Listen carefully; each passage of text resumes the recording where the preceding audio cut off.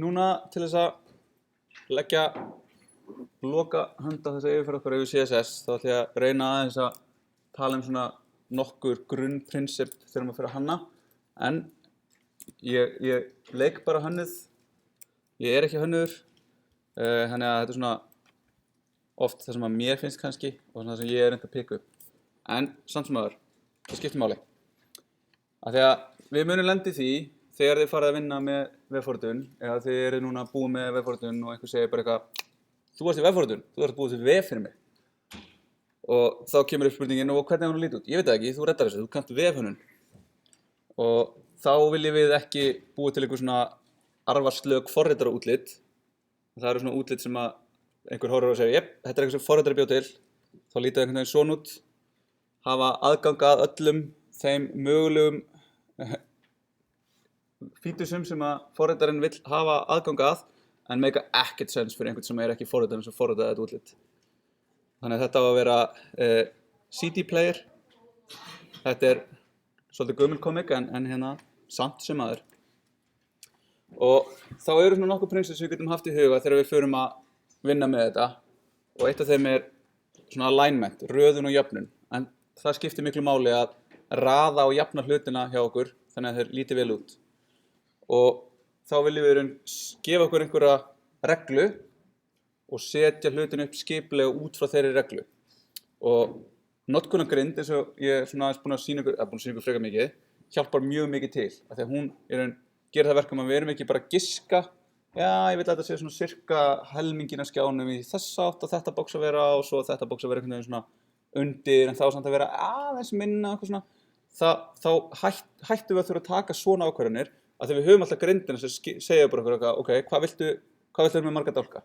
Ok, viltu vera aðeins minni? Ok, þú ætlar ekki að vera 12, þú ætlar að vera 10. Þannig að þetta verður bara svona mjög hnitmiðað hjá okkur að velja hvernig við ætlum að læna hlutin okkar. Og svo ættu bilin okkar ekki að vera handahófskennd. Við ætlum ekki að vera að nota 20 pixla margin hér og 15 pixla padding hér og svo 50 hér og eitthvað svona.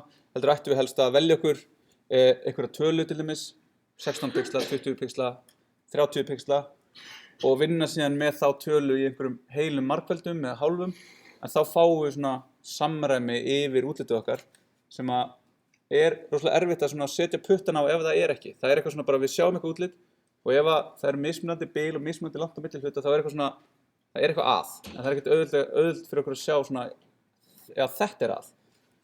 Þannig að þá getum við verið með svona ykkt dæmi náttúrulega, en samt alveg eitthvað sem maður hefur séð. Það eitthvað box hér og það mismunandi padding hérna og svo eitthvað annað box og einhvern veginn erum við búin að færa það einhvern veginn öðruvísi og svo eitthvað enn annað sem svona og svo eru þið ekki að læna öll sjálf versus það að vera öll í línu. Öll að lænuð eins, öll með sama bilið fyrir svipa content.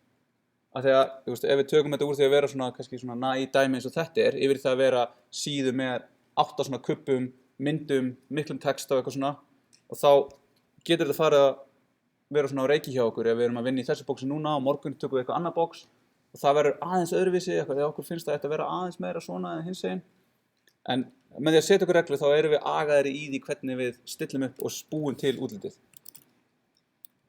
Svo þurfum við líka að passa upp á hvernig við þurfum að skipuleggja efnið okkar og raða því einhvern veginn fín. Við viljum líka að setja það saman í rétta hópa. Þannig að hluti sem ætti að vera saman, eru saman og þeir sem eru ólíkir ættu ekki að vera saman. Og þetta getur verið alveg frá því að við erum með einhvern lista af einhverjum upplýsingum og þegar við örugglega lent í að vera að lesa einhvern lista og svo eru búin að koma í gegnum helminginn af listanum og þeir munið ekki hvort fyrirsögnin á við itemið á ofan eða það sem fyrir neðan. Af því að það vantar í raun að eiga við hópunina, þannig að það liggja hlutirnir og nálagt. Eða þá að þeir eru með upplýsingar í fæti og það kannski 2 símanúmer en þau liggja við sama hlutin, þannig að ég veit ekki hvort það ekki augljóst hvort það á við skrifstofuna eða neyðarnúmerið eða eitthvað svoleiðis, af því að það ekki augljóst í hvorum hópnum það Þannig að þegar maður er með og að lesa eitthvað svona lista og komin hingað, þá ekki augljóst hvort það þetta verð eða þetta verð. Maður þarf að fara upp og maður þarf að parsa niður og segja, já ok, fyrirsögn, verð, fyrirsögn, verð, fyrirsögn, verð, já, fyrirsögn, verð. Í staðinn fyrir það að hafa bara hópun, af því að þá fer augað og það sjálfkrafa, við þurfum ekki að eyða neinni orku í það að sjá nákvæmlega hvað í gangi. Og svo getum við líka átt við þetta með því að nota andstæður eða kontrast og það myndast þegar við erum með hluti sem ekki bara eitthvað smá ólíkir, heldur mjög ólíkir og það er oft svona ef þið ætlið að vera að vinna með kontrast, við erum svolítið svona huguð og gerir bara svona alvöru kontrast, bara látið hlutina líta mjög ólíkt út þannig að þeir virkilega séu að kallast á og það sé munur á því hvað er hvað. Og þannig getum við dregið athygli á okkur ákveðnum hlutum. Við erum með einhverja síðu og aðalverkefni síðunnar er að selja einhverja þjónustu. Þá viljum við ekki hafa komdu í viðskipti og fáðu frábæra þjónustun okkar í sama texta og í sama lit og allur annar texti. Við viljum kannski stækka hann tvöfalt og hafa hann feitletraðan og það er nægur kontrast. Við viljum kannski ekki fara í að láta hann blikka eða stækka og púlsa á móti manni, en það þarf að vera kontrast þarna á milli til þess að við getum vita hvað er mikilvægt. Þegar annars er bara allt lítið mikilvægt. Og við getum myndað þetta með letri, með því að breyta leturstærðinni, leturgerðinni eða þyngdinni, með því að hafa bold eða ekki eða þinn. Eða við getum gert þetta með litum, við getum snúið við bakgrunninum og litnum. Og þannig getum við myndað einhvern kontrast.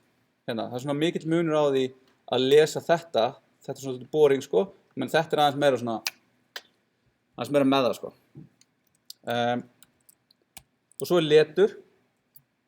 Þegar við viljum fá svona kontrast, þá viljum við helst velja leturgerði sem er smá kontrast í. Við viljum ekki vera með tvær leturgerðir sem eru nákvæmlega eins, nema einhver smá munur á þeim. Þannig oft er þetta til dæmis að velja serif leturgerð með sans serif leturgerð, þannig að það er rosalega munur á því.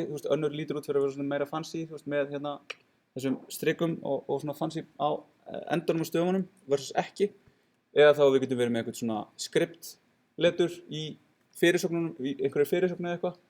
Þetta er svona við þurfum að velja þetta í samræmi við verkefni. Það er ekki, við notum ekki eitthvað svona skript, svona tengiskriftarstafi fyrir skýrslu sem við erum að gera. Við notum það kannski frekar að gera vefum eitthvað fantasíuheim. Þannig að þetta er allt í kontekst þurfum við að velja og ákveða hvað við erum að nota. Og velja leturgerðir sem bjóða upp á andstæður. Og svo ættum við ekki heldur að vera með einhverja stærði sem eru handahófskenndar. Þannig að það er búið að vera svolítið verkefni núna, það er bara eitthvað 20 pixlar hér, 16 pixlar þarna, 30 pixlar þarna. Þetta viljum við vera með einhvern svona skala og þá er til svona eins og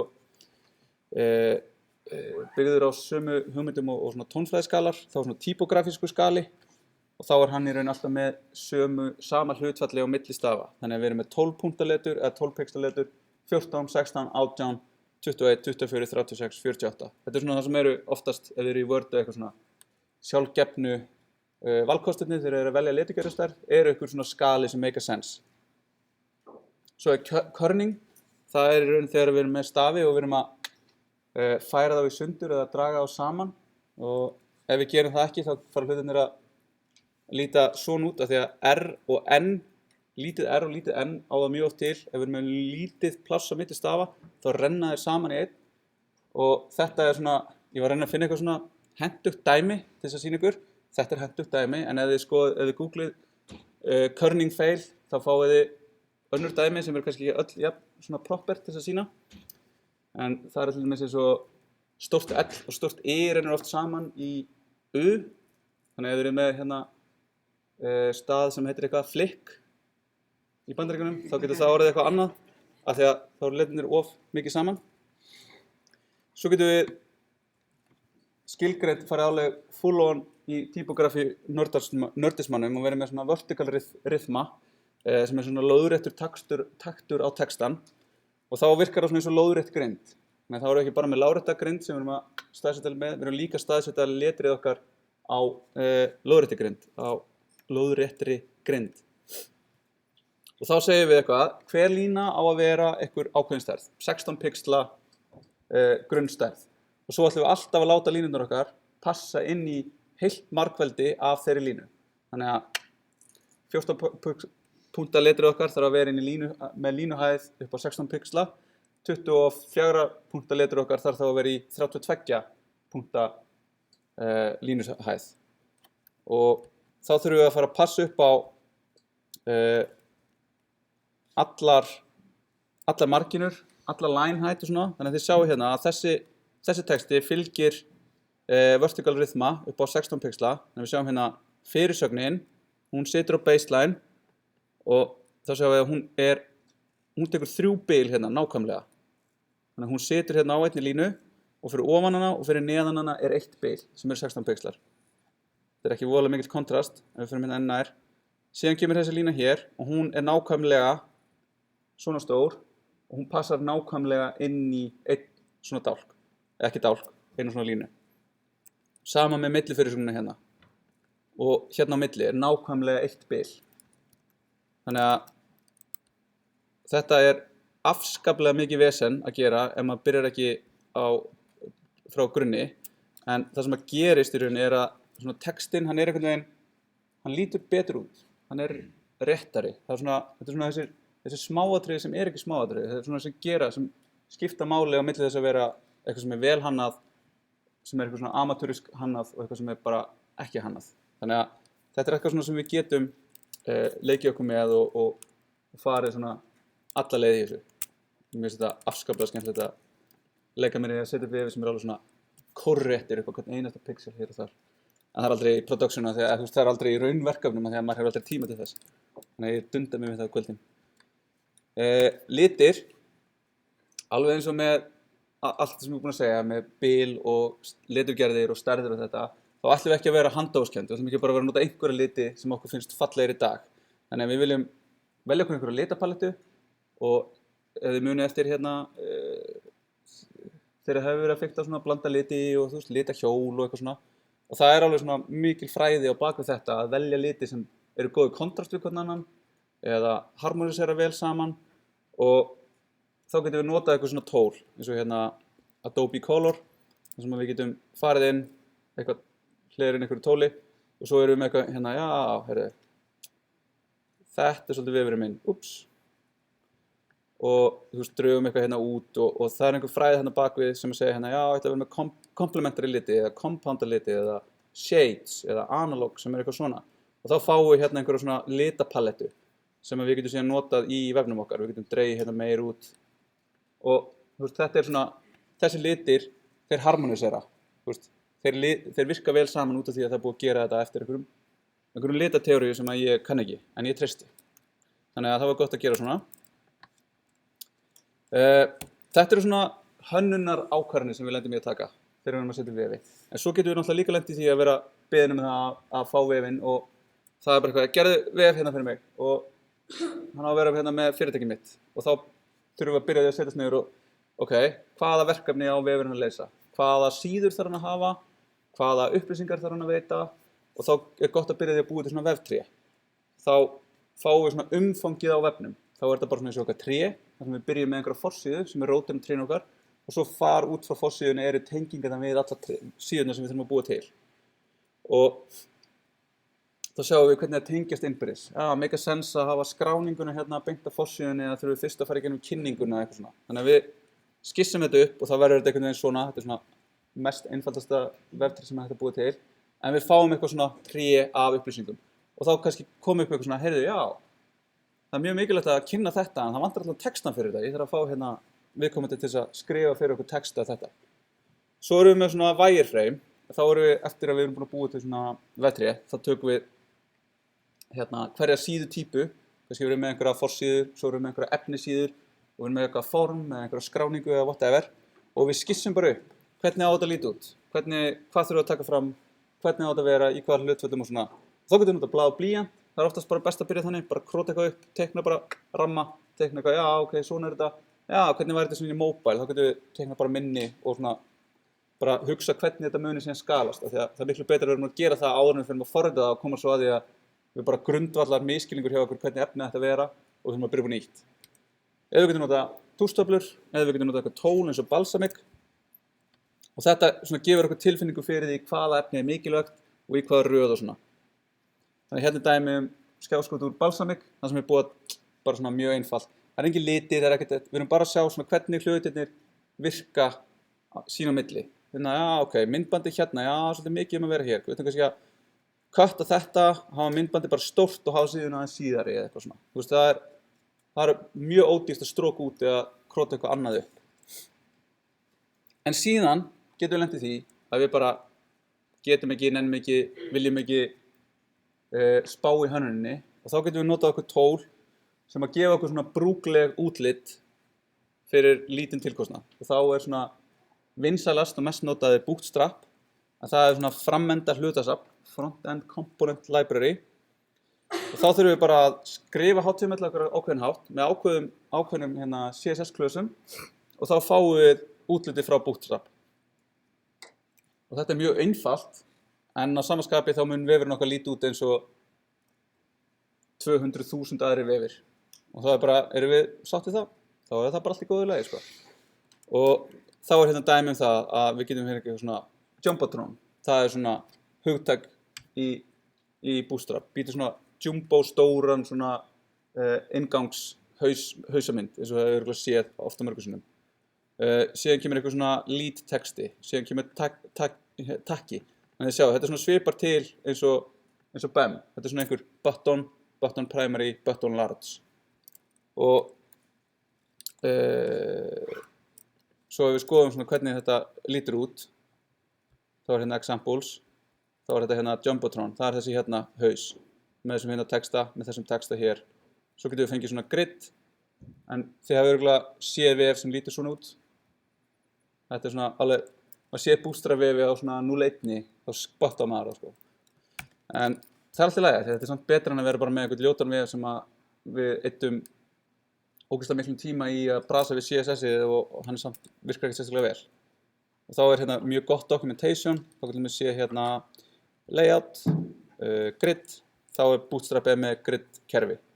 Þannig að þá skrifum við þetta svona. Þetta er aðeins öðruvísi en við byggum til, en þetta er samt, þetta er grid kerfið hann inni. Og við getum síðan mixað og matchað öllum þessum layout klösum og svo eru komponentar hérna, þannig að við getum verið með card, það er hérna, þannig að sjáum við erum með forms og þetta er, þú veist, við þurfum bara að vísa í Bootstrap, skrifa þetta HTML og þá fáum við svona. Mjög einfalt. En þannig að það er hægt og svo getum við líka farið nánar í hönnun og þá er þetta bækur sem að hérna, non-designers design book sem er bara svona fer nánar yfir þessi prinsip, þú veist, við erum með kontrast og alignment og svona. Design of everyday things, þetta er svona biblían í viðmótshönnun í dag. Donald Norman, hann skilgreindi þetta svið sem er UX eða User Experience Design og þetta er bara svona farið yfir það hvernig hlutir eru hannaðir. Af hverju eru sumar hurðir þegar komið upp að þeim, af hverju líður manni svo fá þetta þegar maður fattar ekki maður á tógana en ekki í henni. En þá er þetta þegar hurðinu illa hönnu, það er ekki að því að við erum fá þetta. Það er, þú veist, þá fá að sjá, maður fer svona að sjá heiminn í aðeins öðruvísi ljósi. Svo ef þið viljið fara alveg all in í web-typografíuna, þá var þessi bók að koma út í sumar, Web Typography eftir Richard Rutter, sem er búið að taka öll þessi typografíu-prinsip úr prentheiminum og færa þau yfir í vefinn og fara bara yfir dæmi og þetta er alveg mjög góð bók. En svona til þess að halda consistency þá ætla ég að fara aðeins yfir verkefni 6 áður en við hættum, 2 mínútur. Það er aðeins stærra en fyrir verkefni af því að það er aðeins meira myndi einhverjum dótið í. En eins og ég sagði áðan, þá er uppsett í því skriftur og tól til þess að keyra processing, Node.js og Stylint. Þannig að þið viljið gera npm install þegar þið eru búin að opna þessa möppu sem verkefnið er í. Runlint, þá staðfestið þið það að lintið er rétt uppsett. Þið þurfum bara að vera með uppsett npm, Node og npm til þess að þetta virki. Og svo viljið keyra npm run.dev, þá átti vafrið að opnast hjá okkur og þið geta byrjað í verkefninu. Og það sem þið viljið gera er að halda áfram með verkefni 5. Það eru lítilsháttar breytingar á kortinu. Þannig að við ætlum að bæta við, högtir allt hérna. Við ætlum að bæta við einhverjum card white klasa. Þannig að það byrja að hafa sér eins og við vonum að skilgreina það.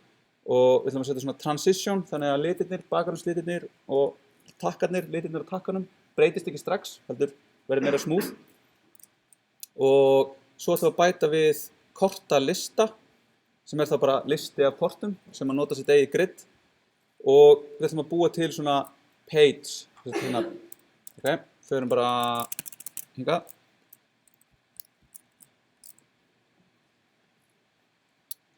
og opnum hérna. Þannig að þá bætum við hérna við kortalista, svo lítur þetta svona út í mobile og svo ætlum við að búa til svona síðu sem er í raun svona, nú erum við búin að búa til style guide og nú ætlum við að búa til action síðu sem er samt með einhverjum fake gögnum af því að það er mjög erfitt að finna einhver svona gögn sem gera ekki með lorem ipsum. Og þessi síða er að nota grid og er að nota þetta card list og er að nota hérna takkar á þetta. Þannig að þá sjáum við hvernig hún lítur út með gridinu í desktop, þannig að hún fellur alveg að gridinu og svo á mobile er hún svona og svona. Þannig ef ég hoppa hérna yfir í downloads, set ég verkefni 6 og hérna erum við með gögn og þá sjáum við hérna er package.json og ég ætla að gera hérna yarn. Þegar yarn, eins og við tókum eftir áðan, þá er npm ógeðslega lengi að installa. Yarn er annað tól sem er miklu fljótara að installa og notar það sama á npm og er gefið út af Facebook og er svona, ja, samkeppni í þessu, af því að til þess að hafa eitt tól, þú getur haft 2 tól sem gera sama verkefni og þannig að það er, ef þið heyri yarn, þá er yarn bara svona nýrra fínna npm, en npm er líka fínt. Þannig að nú ger ég npm run lint, þá keyrir þetta style lint, þá fæ ég einhverja villur hérna, þetta er það sem þið viljið sjá þegar þið eru búin að gera það sama, npm install og svo npm. Þannig að ég vil, þá er þetta, því að við erum í raun með tómar SCSS skrár.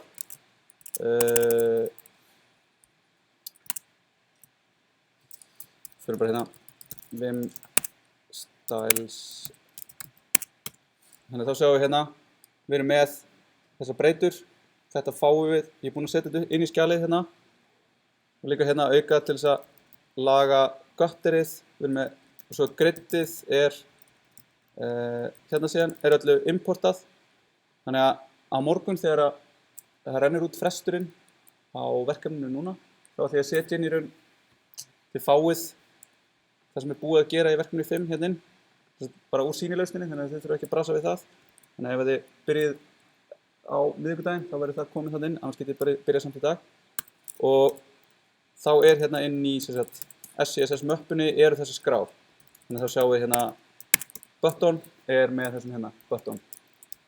Grid er með grid og með mixin, þannig að þið sjáu hvernig þetta virkar. Þið gefið svona smá grunn, en þið þurfum aðeins að síðan bæta inn í og getið fiktað í þessu og pröfa okkur áfram og sé hvernig þetta er að haga sér. Þannig að þetta er fínt í dag.